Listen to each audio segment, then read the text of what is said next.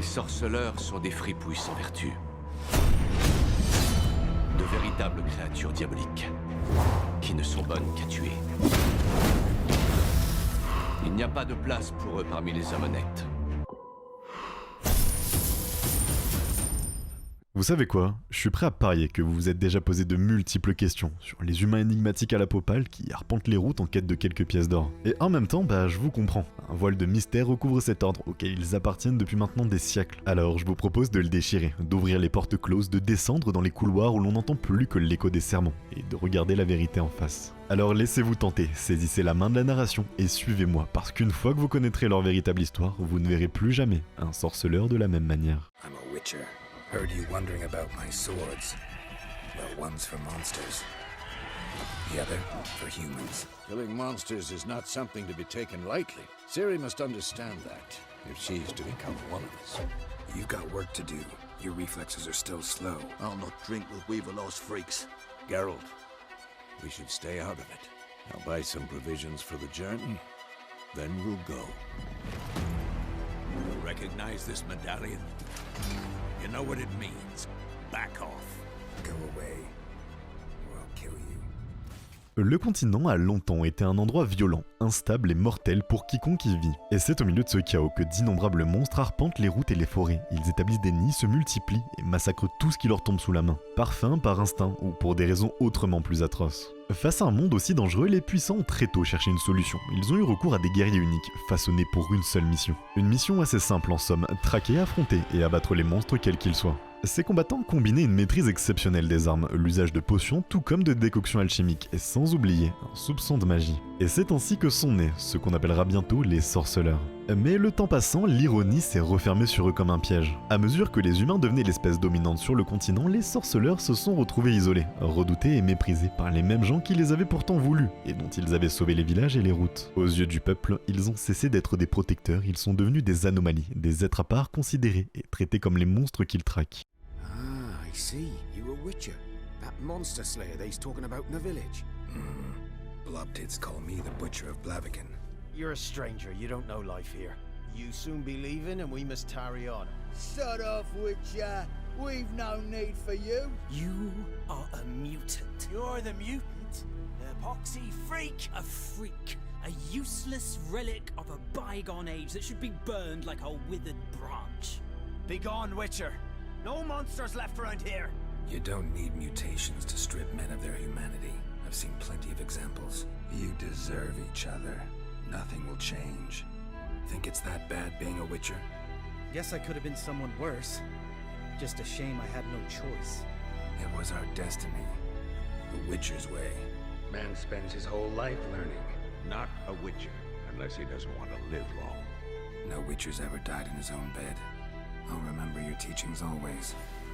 And the sacrifice you made. It's not a choice being a witcher. And once you are one, you're one for life. La question est donc la suivante, comment en est-on arrivé là? Eh bien, tout commence avec un événement qui a brisé l'équilibre du monde lors de la conjonction des sphères. Il s'agit d'un cataclysme où des mondes se sont heurtés, et des créatures venues d'innombrables sphères ont envahi le continent.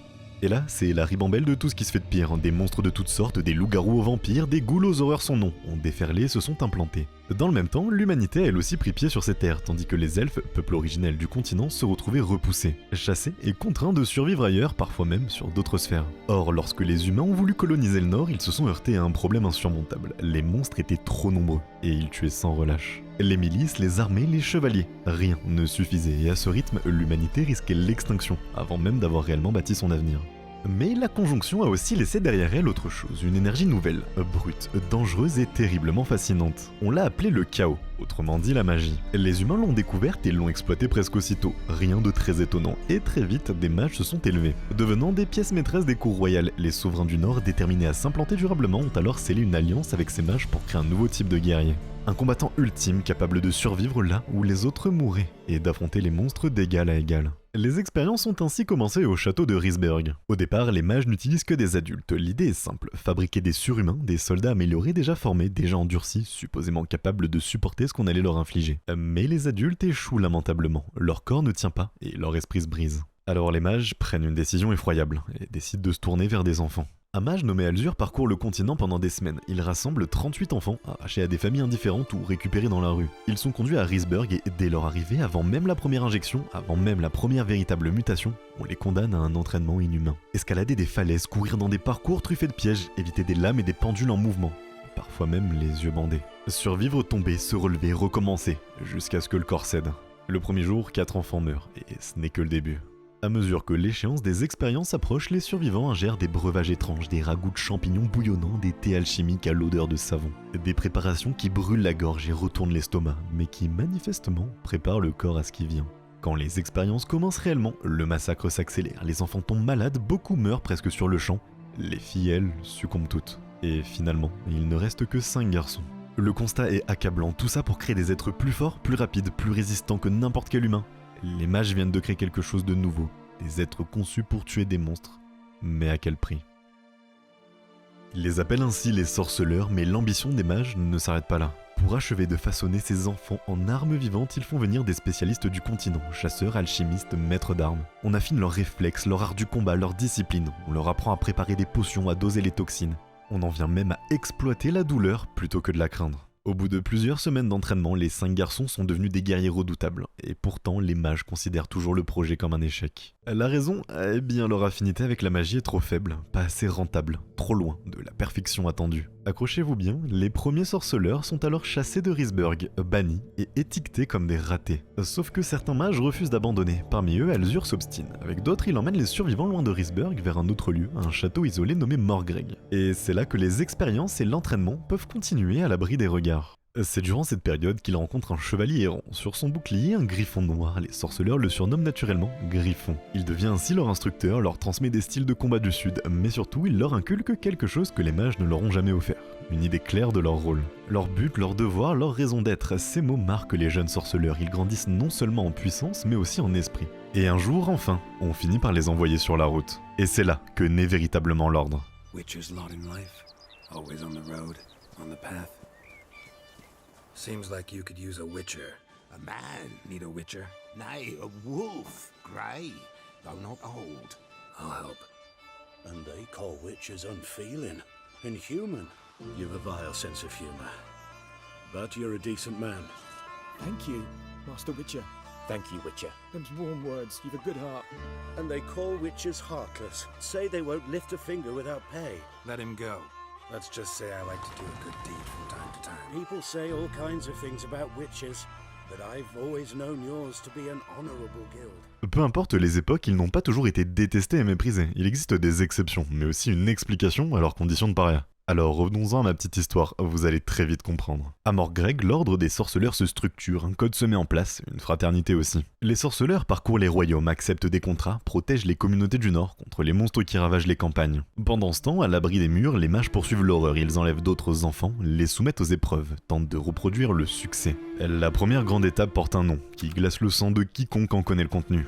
On injecte alors aux enfants des cultures virales et des ingrédients alchimiques, une sorte de cocktail destiné à remodeler le corps et l'esprit.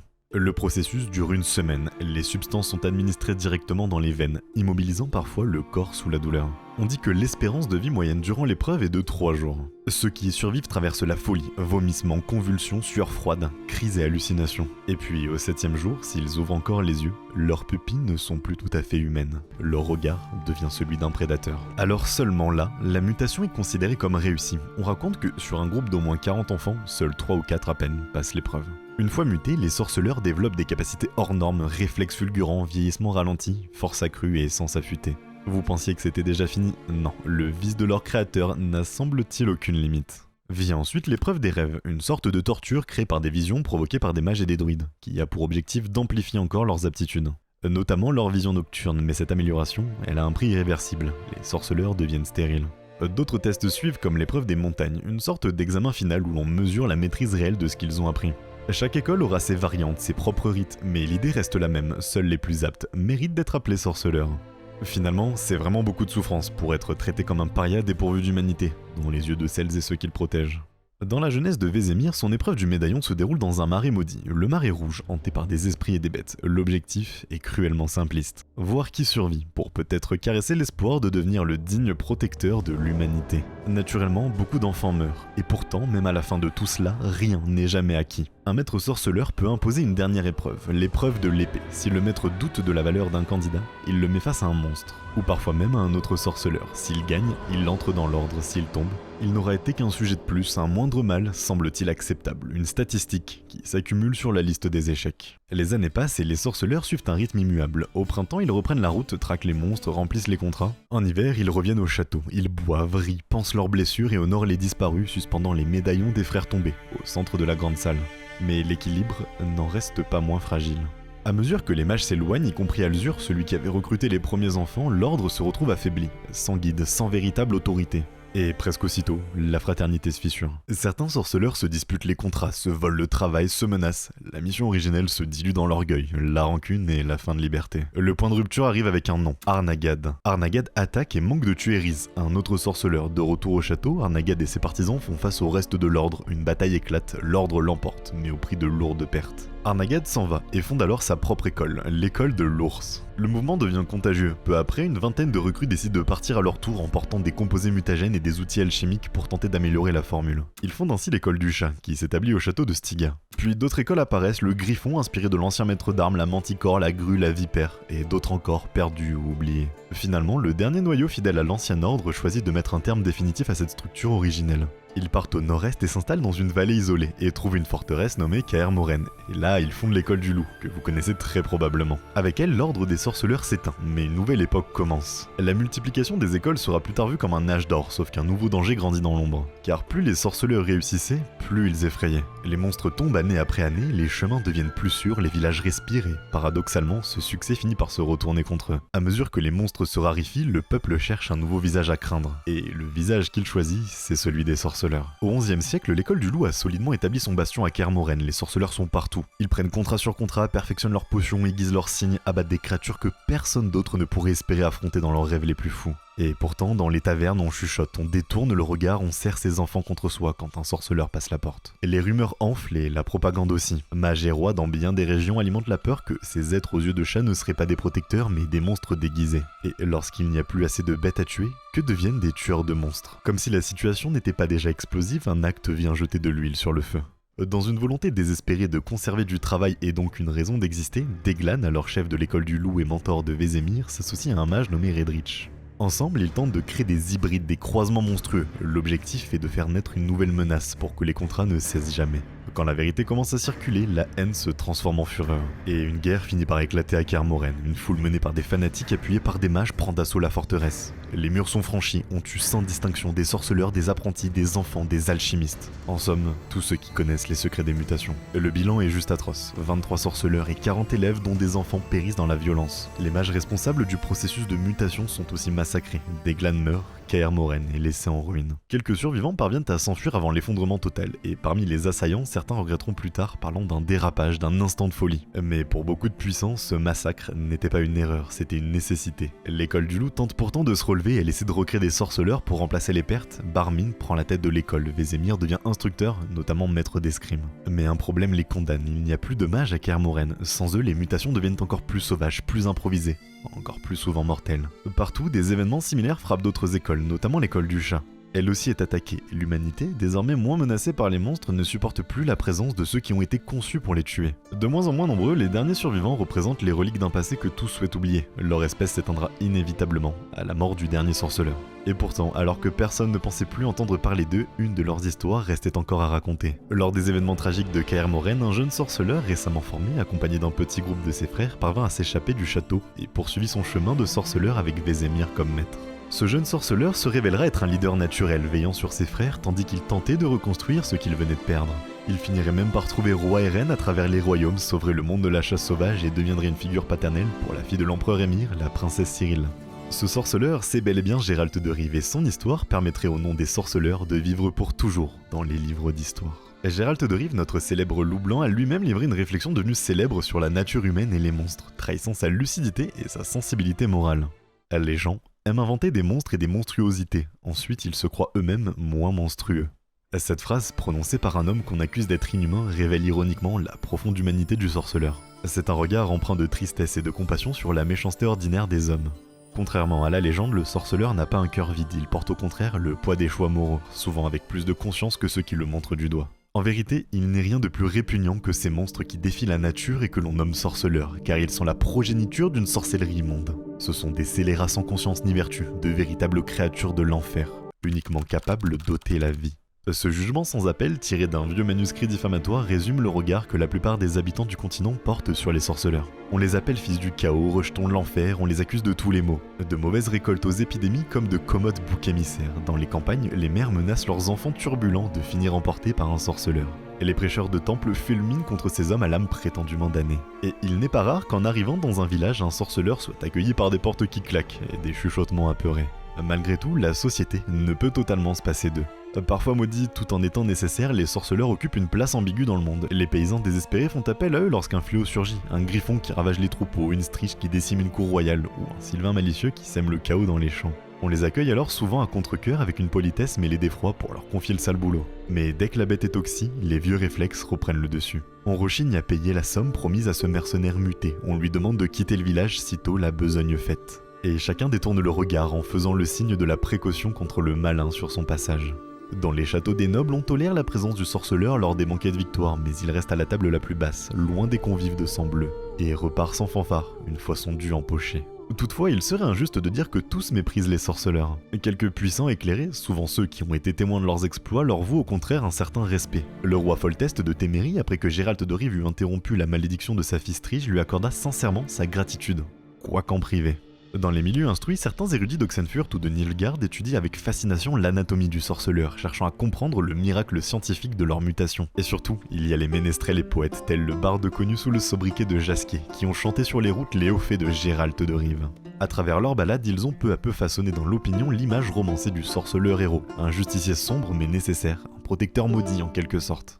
Ces chants à succès ont fait de Gérald de Rive un nom célèbre dans tout le Nord, adulé par certains, autant qu'il est honni par d'autres. Ainsi, si le commun continue de cracher au sol à la vue d'un médaillon de sorceleur, une part de légende positive s'est également greffée à leur réputation.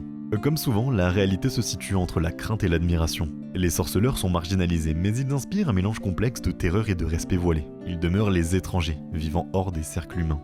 Toujours sur la route vers le prochain nid de monstres, mais dans l'ombre de leur solitude, certains les considèrent en secret comme les gardiens oubliés de l'humanité. Après tout, j'ai rencontré beaucoup de monstres dans ma vie, mais la plupart portaient des vêtements et parlaient plusieurs langues. Picking up a lead, a trail, bring attention right before a fight, and nothing gets my adrenaline flowing like battling a beast. Yeah, I like being a witcher. Feels kinda strange having a home. I must say, I never pictured you owning real estate. Unexpected as ever. Ever thought this day would come? Me and you, peace and quiet. We have witnessed, and in fact on several occasions incited, many great and weighty events. After all that toil, I believe we deserve a bit of a rest. That we do.